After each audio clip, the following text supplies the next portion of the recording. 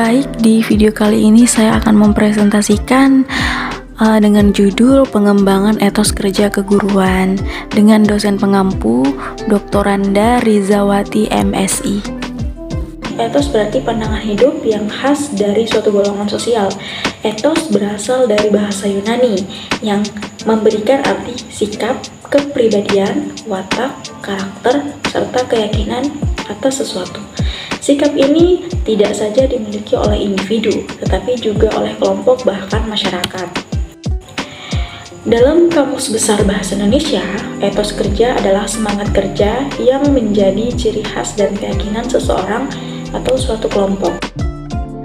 Menurut Anogara 2009, etos kerja merupakan pandangan dan sikap suatu bangsa atau umat terhadap kerja. Bila individu-individu dalam komunitas memandang kerja sebagai suatu hal yang luhur bagi eksistensi manusia, maka etos kerjanya akan cenderung tinggi.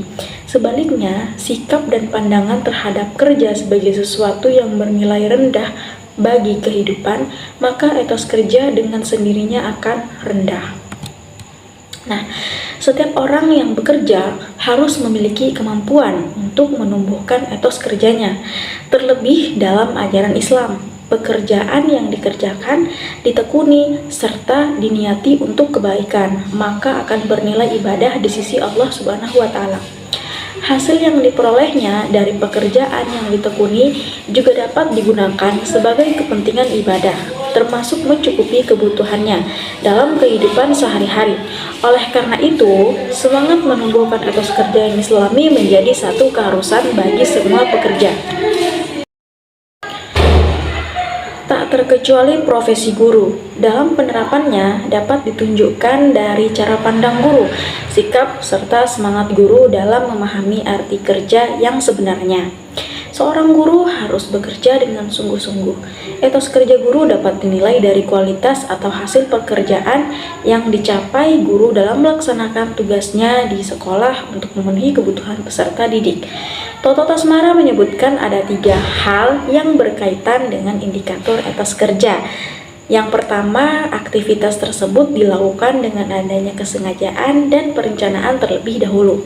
Artinya, sebelum seorang guru menyampaikan ilmu pengetahuan, dalam proses kegiatan belajar mengajar, seorang guru harus menyusun perencanaan tersebut sebelum memulai proses pembelajaran, sehingga proses yang dilalui akan sistematis, terprogram, dan dapat dievaluasi. Yang kedua, aktivitas tersebut dilakukan dengan dorongan tanggung jawab. Kegiatan yang telah diprogramkan direncanakan oleh seseorang guru hendaknya segera bisa dilaksanakan dengan penuh tanggung jawab, keseriusan sehingga hasil yang dicapai dapat maksimal. Yang ketiga, aktivitas itu dilakukan karena adanya tujuan luhur yang secara dinamis memberikan makna bagi dirinya. Seorang guru hendaknya menyadari bahwa pekerjaan yang ditekuni adalah sebagai pekerjaan yang mulia, mencerdaskan generasi penerus bangsa Indonesia, sehingga pelaksanaan tugas ini haruslah didasari dengan niat yang tulus dan ikhlas, dengan meyakini bahwa yang dikerjakan akan mendatangkan manfaat bagi dirinya, seperti itu. Nah, terus selanjutnya ada aspek-aspek etos kerja. Kerja menurut Sinamon 2005 dirumuskan menjadi 8 aspek etos kerja. Yang pertama ada kerja adalah rahmat. Pekerjaan apapun itu merupakan rahmat dan anugerah dari Tuhan gitu. Terus yang kedua, kerja adalah amanah. Nah, kerja merupakan titipan berharga yang dipercayakan pada kita, sehingga secara moral kita harus bekerja dengan benar dan penuh tanggung jawab. Etos ini membuat kita bisa bekerja sepenuh hati dengan menjauhi tindakan tercela, misalnya korupsi dalam berbagai bentuknya. Terus yang ketiga itu ada kerja. Kerja adalah panggilan. Kerja merupakan suatu drama yang sesuai dengan panggilan jiwa, sehingga kita mampu bekerja dengan penuh keseriusan. Yang keempat, kerja adalah aktualisasi. Pekerjaan adalah sarana bagi kita untuk mencapai hakikat manusia yang tertinggi, sehingga kita akan bekerja keras dengan penuh semangat. Yang kelima, kerja adalah ibadah.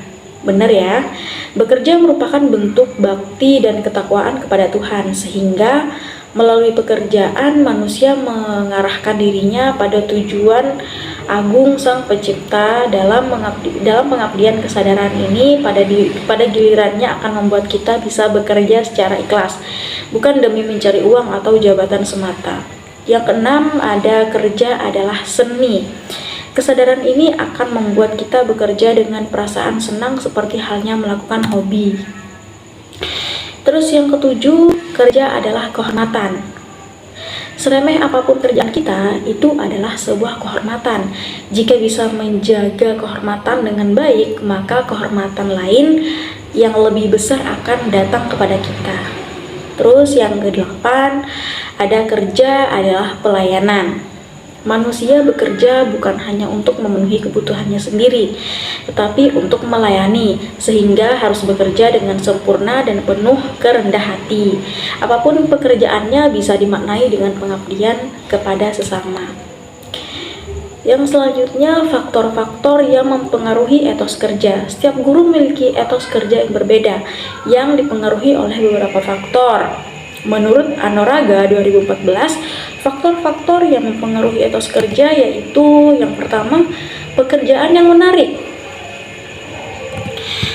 Apabila seseorang mengerjakan sesuatu dengan perasaan senang bagi dirinya, maka hasil pekerjaan akan lebih memuaskan daripada pekerjaan yang tidak disenangi. Jadi rasa senang dengan suatu pekerjaan juga merupakan hal yang sangat penting dalam meningkatkan mutu dan hasil pekerjaan.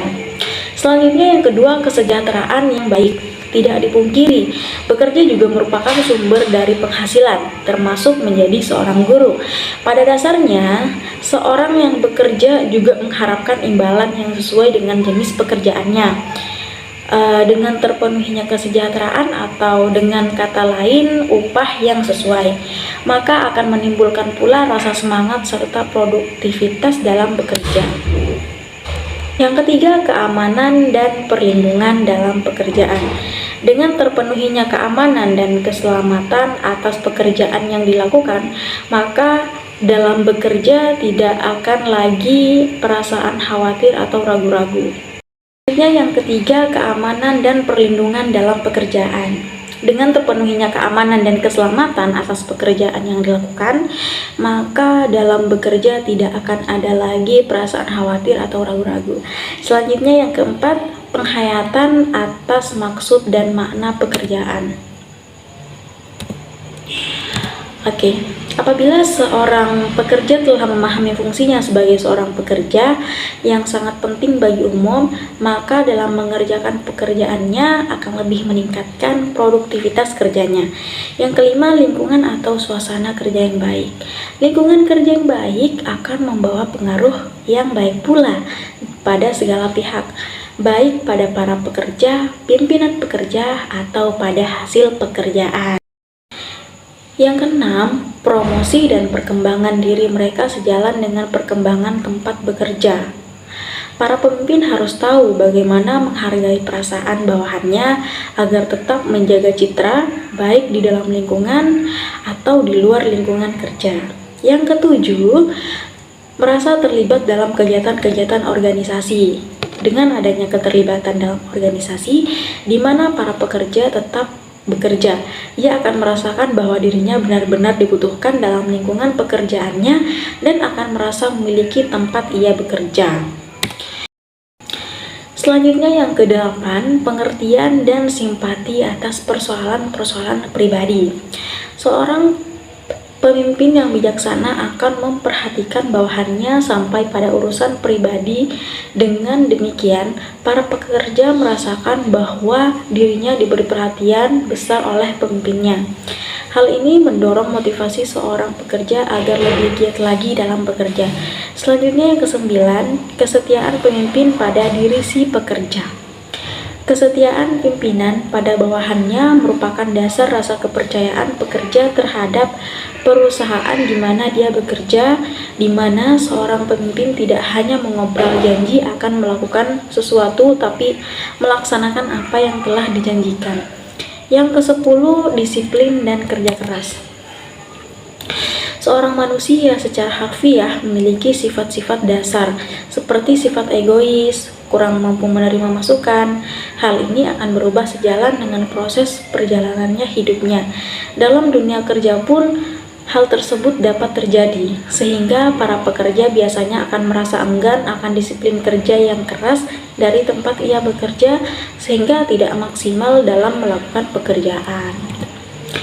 Selanjutnya, faktor-faktor yang mempengaruhi etos kerja seseorang jika dikaitkan dengan etos kerja guru. Pendidikan agama Islam di sekolah, maka ada dua aspek esensial dalam menjelaskan faktor-faktor tersebut. Yang pertama, faktor pertimbangan internal. Nah, faktor pertimbangan internal ini meliputi ajaran yang diyakini atau sistem budaya dan agama, semangat untuk menggali informasi dan menjalin komunikasi. Yang kedua, faktor pertimbangan eksternal yang meliputi pertimbangan historis, termasuk di dalamnya latar belakang pendidikan dan lingkungan alam di mana ia hidup. Pertimbangan sosiologis atau sistem sosial di mana hidup, dan pertimbangan lingkungan lainnya seperti lingkungan kerja seseorang. Menurut Al-Kindi bahwa setiap muslim itu diwajibkan untuk bekerja. Sekian presentasi dari saya, kurang lebihnya saya mohon maaf. Wassalamualaikum warahmatullahi wabarakatuh.